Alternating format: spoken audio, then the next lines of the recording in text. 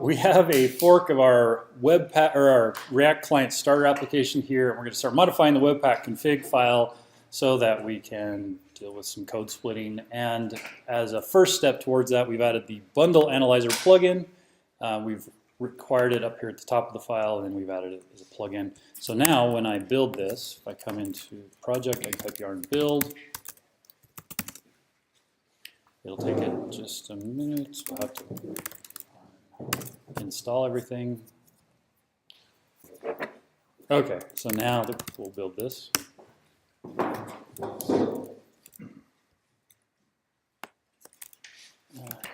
I guess I have not added this. So we'll add the Webpack bundle analyzer, and now we'll build it. What's it using Phantom.js for? Where's it? Oh, it's there for testing. Okay, so now it's built this prod directory right here, and I've generated this report. So let's open that up in a browser. And this will give us information showing exactly what takes up all of the space inside of our output file. So you can see that React DOM is pretty big. React's bigger than Lodash. It's a little confusing because... This is ironic. What? Lodash is supposed to be a thin wrapper, isn't it? Because like most of that. Yeah, but I mean, if you look at it, the parsed size is 89K. The gzip size is 41K. So it's not too bad. React's about 50K. And then we've got all of this stuff, right? Here's React Router, here's Super Agent, here's the history library, here's React Redux, and so on and so forth. And then over here is our styles, not much to that. And, oh, don't do that. The zoom on this is goofy. Here's assets, and over here, this thin section over here on the right is our actual code. Okay, so this is why we want to split our code, because if I split this and just take the very first step, I can take all of the vendor code and put it in its own file, and I can take all of our application code and put it in a different file. And then if I'm careful about how I do this, the vendor code that we generate will always have the same hash name. So when a user visits our site, they'll download that vendor file one time, and as long as the name doesn't change, the browser will cache it. And every time they come back, it will just use the vendor file from cache, and we can go ahead and make whatever changes to our application code we want, and they'll get the new application code because the file name will change. Okay, so like at a very low level, this is a pretty big win that you can get for performance just by splitting out those two pieces of code. So we're going to do that. All right. Let's close this back down. I'm going to copy and paste stuff as I go just because it'll be faster, although I'll have to keep installing stuff as we go. Let's go down to our plugins right here, and I'm going to modify how we handle plugins because I'm going to use some of the chunking in both production and development. So I always hate it when people copy paste, but I'm going to copy paste this large chunk of code. All right. So what I'm doing here is I'm setting, instead of setting plugins to an empty array and then configuring the plugins in production and dev, I'm going to say, no, these plugins are common no matter what environment we're running in. And the first plugin, well, it's the same plugin on both lines, but I'm going to add this CommonsChunk plugin. And what the CommonsChunk plugin does is it looks at all of your code and it says, if a piece of code is used more than one time, put it into the CommonsChunk. And typically we use this when we have multiple entries. So if I had maybe I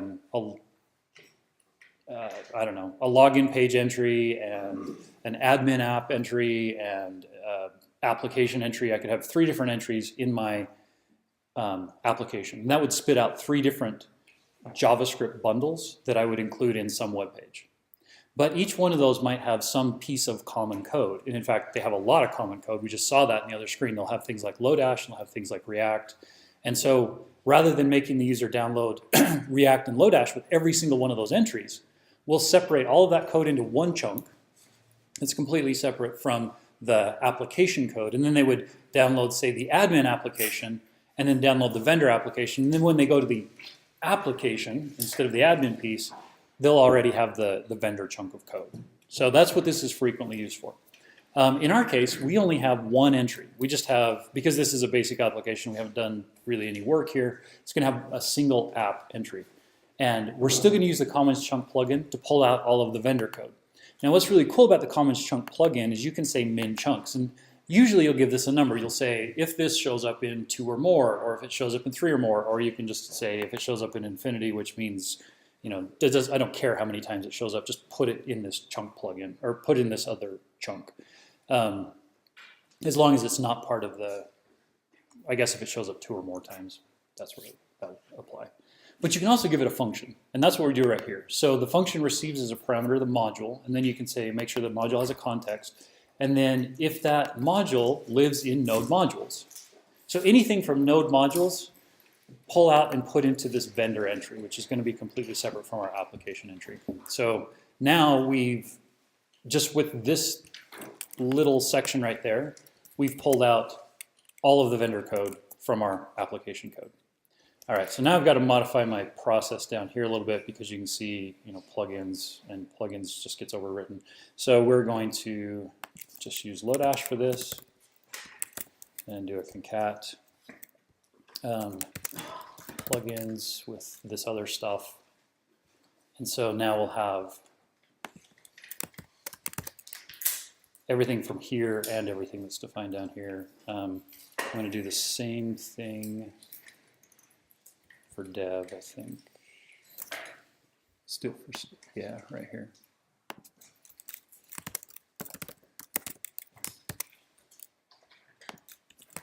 Okay. So now when I build that, it should build multiple files. And let's see, I might be missing a package here. Maybe not. I copied this over, and so some of the packages are there and some of them aren't.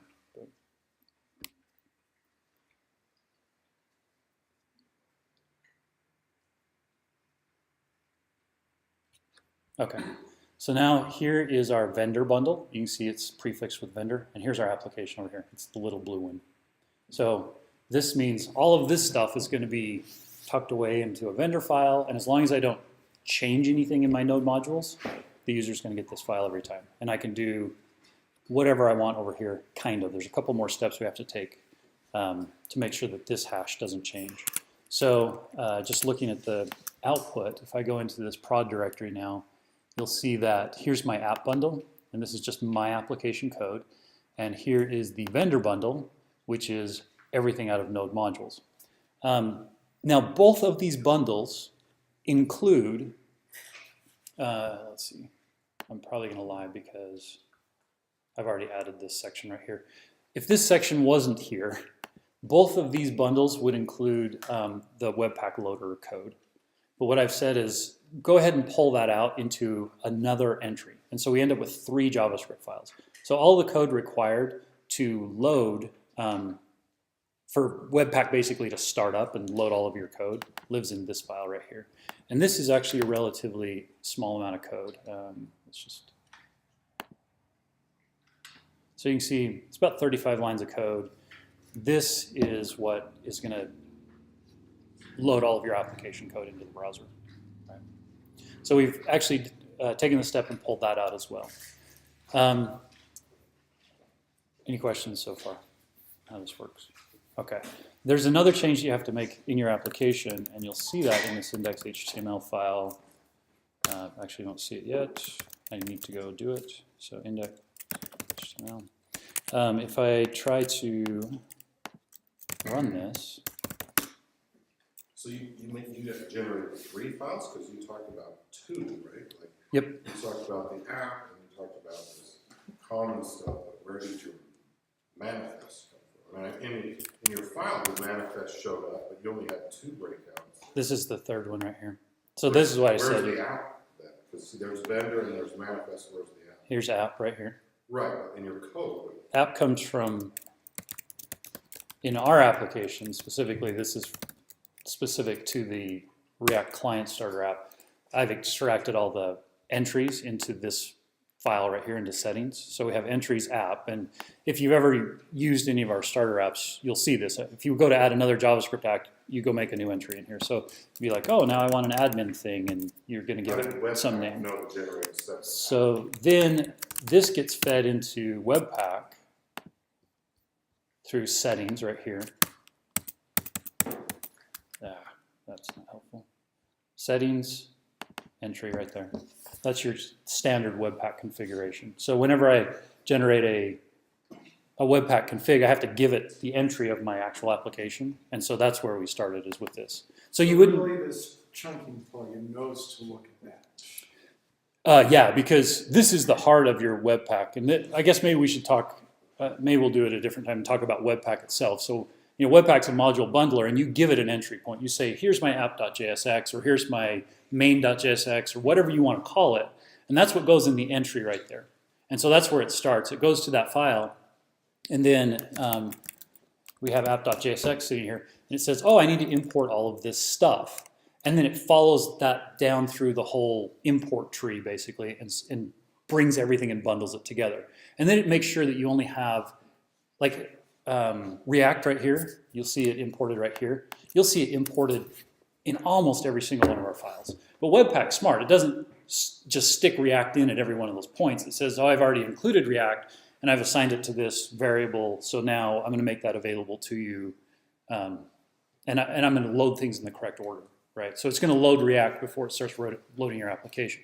So that's where the app, that piece comes from, is the entry, and then it starts parsing through that tree. But then what we've done is we've said, as you're doing that, we want to use this CommonsChunk plugin to pull stuff back out of that. So instead of building one monolithic JavaScript bundle, which is what we've typically done in the past, go ahead and anything that matches this test right here, right there, basically it says if it's in node modules, rip that back out of the monolithic piece, the apt, and put it in vendor. And so if I build this in the dev mode, instead of having the hash name, it'll say app_bundle.js, vendor_bundle.js, and so on and so forth. And that's actually why we're going to do this in, I think I had it open over here. Why is it called min chunks?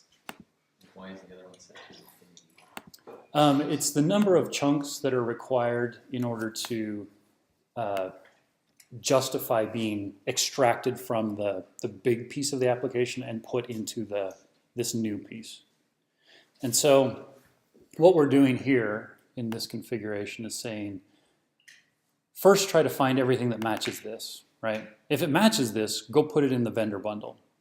And then right here we're saying, if you aren't already in the vendor bundle and you are a piece of code that's used more than once, put it in the manifest. And because of how our application is structured, what that's going to do is it's going to rip most of the code into the vendor, it's going to leave our code in the app, and then it's going to take the Webpack startup code and put it into manifest. So that's what that's doing. So why infinity though? It's just to define. It seems kind of weird, and this is the part that I read, and like the docs are not awesome for explaining why you create this thing out here called manifest and infinity. Like, why does that magically just rip out the Webpack startup code, and why do I need to set this to infinity? It's because that's what they showed in their examples, really. Like, I couldn't find any really good, hey, we do it because of this. And I tried a couple of, I renamed this other things. It doesn't matter what you name this. You can call it startup, you can call it foo, you can call it anything you want. It just says, grab whatever's left over, and that leftover piece happens to be the startup code. And the reason that we do that in particular is because otherwise, every time I changed my application code, that little startup piece would be different, and it would change the hash, the name of the vendor bundle right here. And then you lose all your caching benefits because now you're renaming it every time, and you may as well just put everything in one file. So by extracting that one piece out that does change every time I build, it says, okay, this huge chunk of code from vendor, we're gonna not rename it because that hash right there is generated based on the file contents. So as long as the file contents don't change, it should be a deterministic hash. we will change this manifest and we will change this app, but the manifest is tiny and the app is so far fairly small. And there are other techniques for breaking your app down that we probably won't talk about today, but you can asynchronously load, you can do asynchronous imports and then split, Webpack will actually automatically split your application based on those asynchronous imports. And so if you use the route, you might do it based on the router and say, okay, we'll put the login into its own thing because if the user can't make it past the login, there's no point in downloading the rest of the application, right?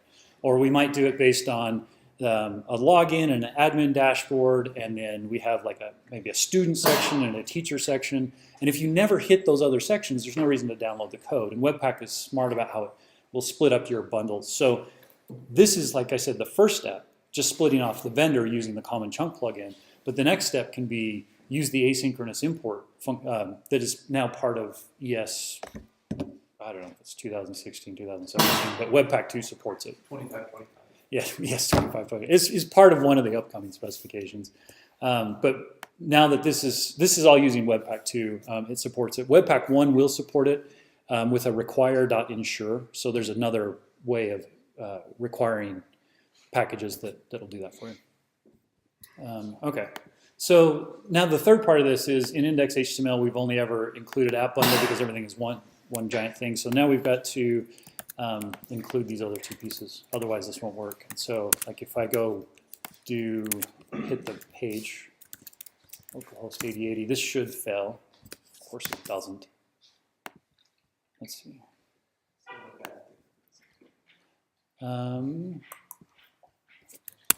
No, it's a bad thing this time because it's not supposed to work. Oh, it's doing that because I'm in dev. Okay, so Yarn Live, if you guys ever want to try, if you ever need to run your production code locally, Yarn Live will go to your prod directory and just serve it out of prod. So you can see if your prod code is working correctly. Cool. So, what's that? Yeah, I built it before, but now you're seeing like Webpack JSON P is not defined, like you can't load it up.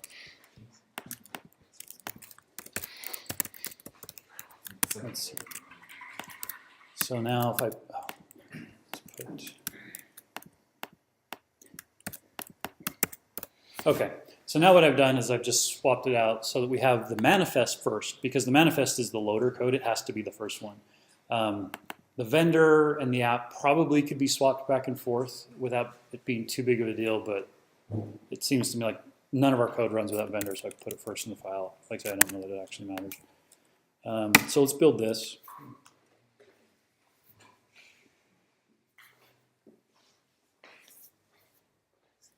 And wait.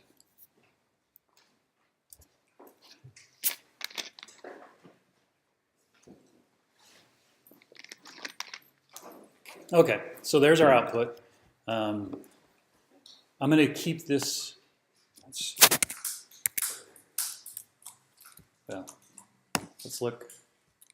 We have to run it.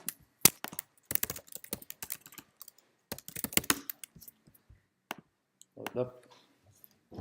And it still didn't run. Why did it not run this time?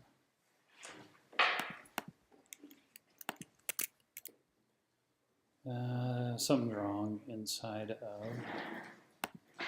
Oh, it's not finding these. Why is it not finding these?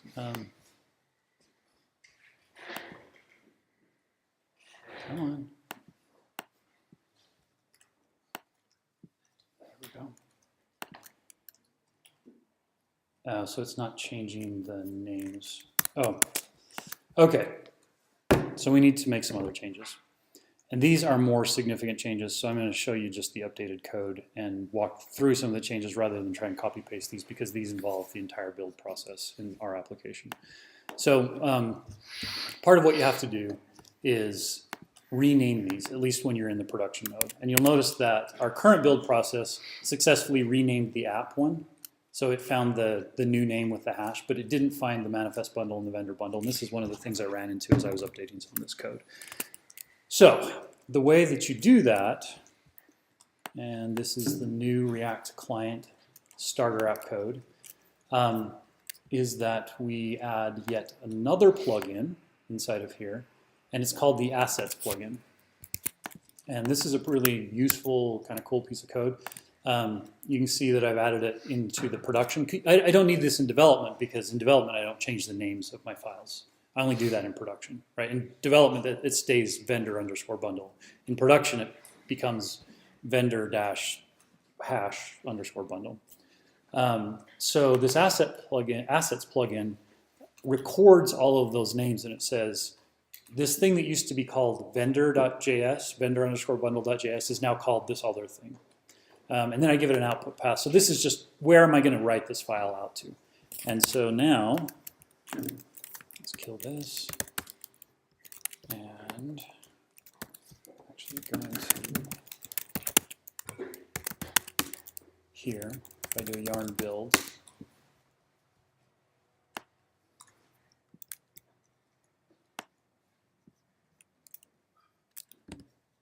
okay, while that's doing that, the pieces that I had to change are not necessarily specific to Webpack, they're just our own build process. So in our starter apps, we've made it so that you can have this HTML directory and fill it up with HTML files. And then it has a really lightweight templating system that says this index right here needs to use this application.html, so you can see that my actual content will be injected right there. So the content of index.html will be injected right there. We're going to use a header, a footer that happens to be Google Analytics, and then this head. And the head actually has an important piece that we'll talk about here in just a second too. All of this passes through in the JS directory. Actually, sorry, in the tools directory, there's this build folder, and this index is what kicks that off. Don't worry too much about this other than it will load up Webpack, do all the Webpack build, and then take the results of that right here and feed it into another function that is responsible for assembling the HTML and then replacing file names. And so you can see right here on 84 and 85, after the Webpack process has completed, it's going to pass me the results of the Webpack. This is the stats from the Webpack build, but I'm also going to read 2 JSON files off the disk. One of those is called Webpack Assets, and the other one is called the Webpack Manifest. So Webpack Assets, super simple and is more or less human readable. Let's see. One of these I thought would format my JSON code, but it is not doing it. Okay, well, you can see that there's this vendor that says, hey, this was the vendor file, and its JavaScript is this guy right here. And there was an app entry, and its JavaScript is this guy right here. So we can read that and make it fairly easy to replace and swap out the file names. So that's what that guy's all about. So we pass that down in, and then later on in that bit of code, it's going to go in and replace these guys with the entries from the Webpack assets. And the result of that, if everything works right this time,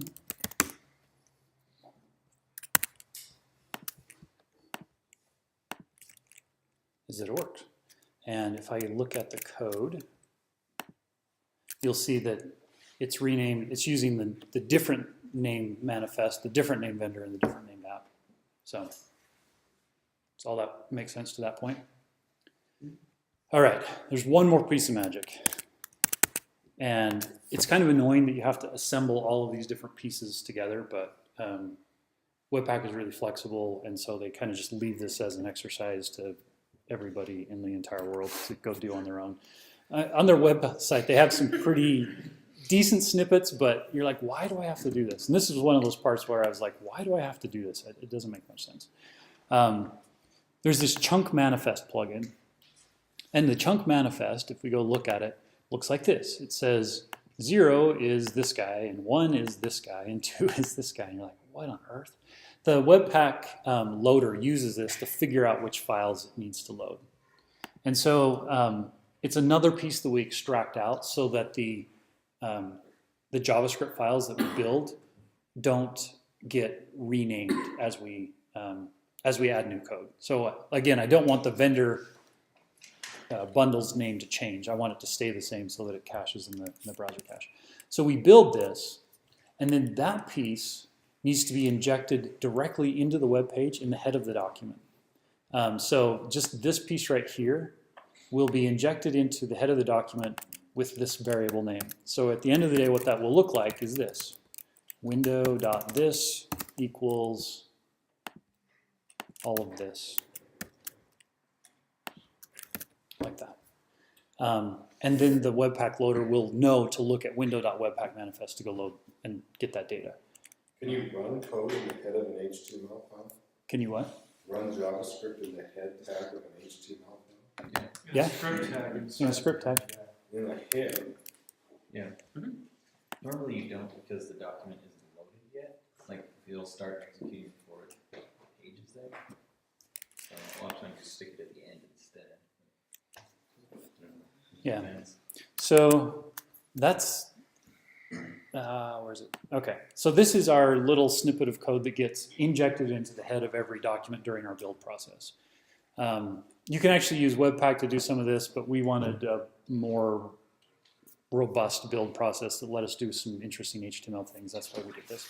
So what the build process does is it looks for this. It looks for window.webpack manifest equal to empty hash. So even if it wasn't able to find that and build correctly, it still would be valid JavaScript. Like it's not going to crash my page.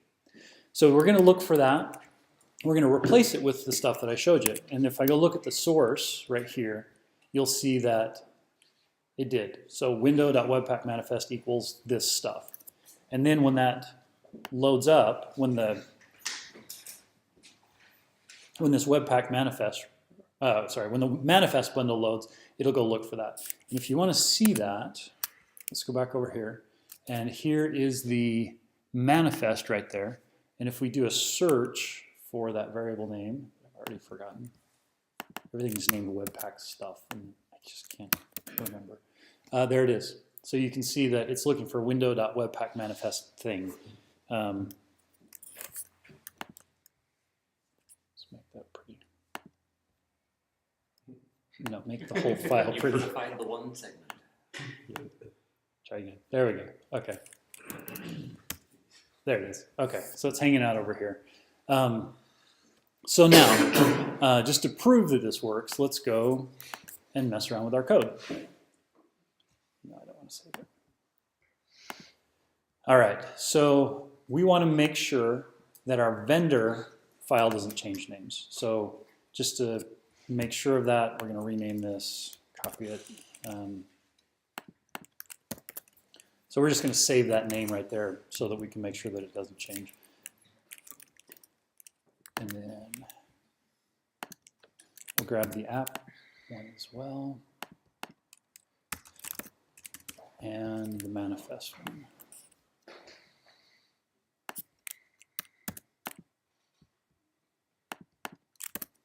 Okay, so now I have those different bundles. If I go into home.jsx, this is what's rendering that logo. We can say something like, we are atomic jolt. Save that, and then go build it. And you'll notice it wiped out every single file in prod. So it's not like it's leaving them there. So when it regenerates the names, it has to do it accurately because it deleted everything.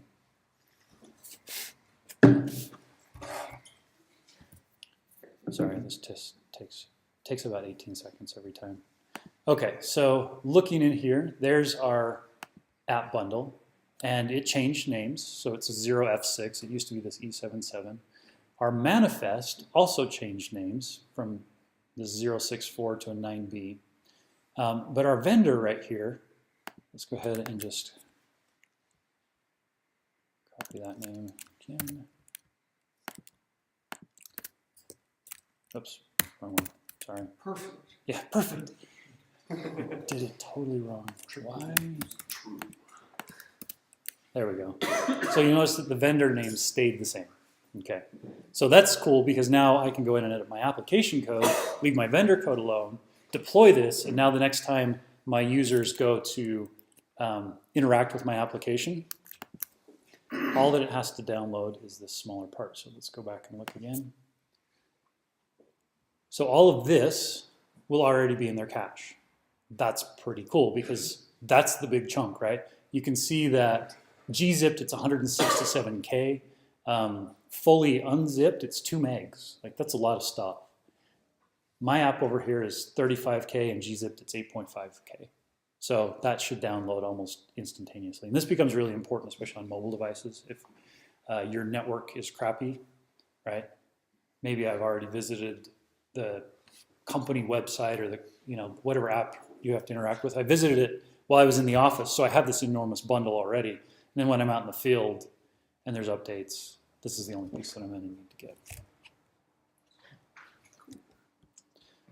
Okay. So it would be interesting, I think it's an empirical question to ask.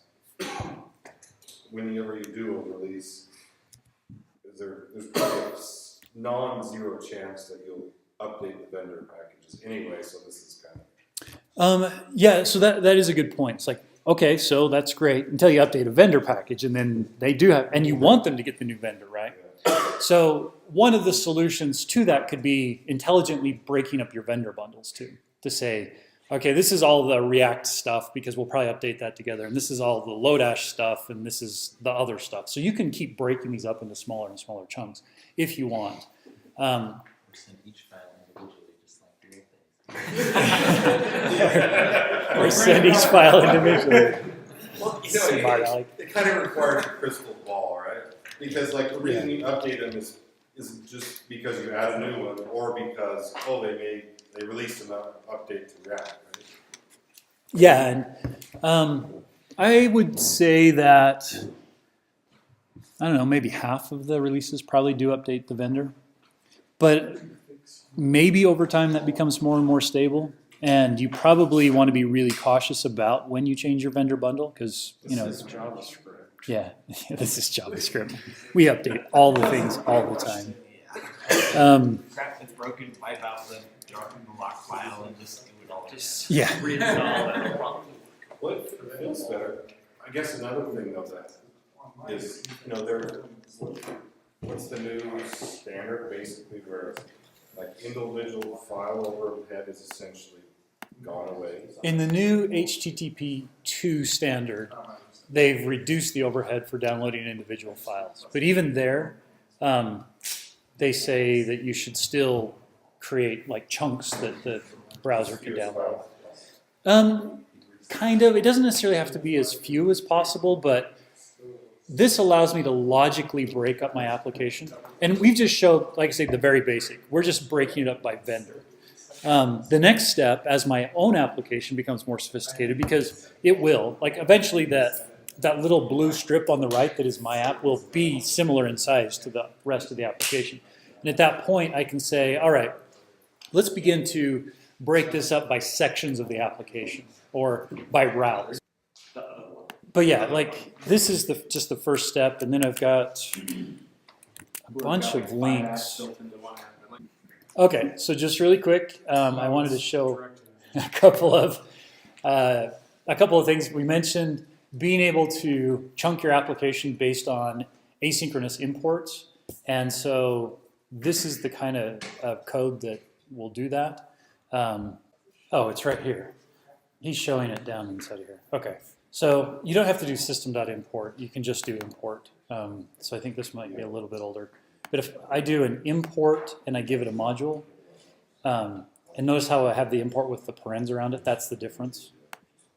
It returns a promise. So then I can do a then and load stuff. And Webpack will automatically split on these imports. So it will make that whole section of your app another entry. Cool. Okay. Here is a Webpack performance RFC. You can go out and kind of read through this. It'll talk about how to eke out a little bit more performance. Here's Webpack and HTTP 2, and I'll post all these links.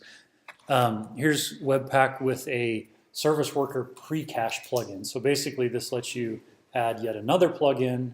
It looks like this, and it'll put a service worker into your bundle that can help you cache stuff.